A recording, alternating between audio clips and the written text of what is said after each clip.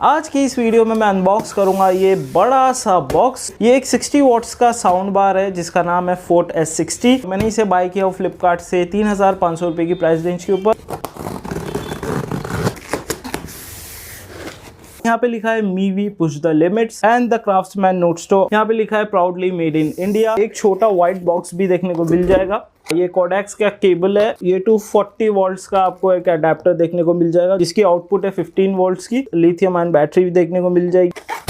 वो यहाँ पे 2 लिफलेट देखने को मिल जाएगी जहाँ पे वही वारंटी की इन्फॉर्मेशन पुश द लिमिट हर जगह लिखा हुआ है एंड यहाँ पे लिखा है वेलकम टू द क्रू। और उसके नीचे आपको एक फोर्ट S60 का यूजर मैनुअल देखने को मिल जाएगा। कितनी प्रीमियम पैकेजिंग की गई है मीवी की तरफ से। स्पंज की पूरी पैकिंग देखने को मिल जाएगी आपको।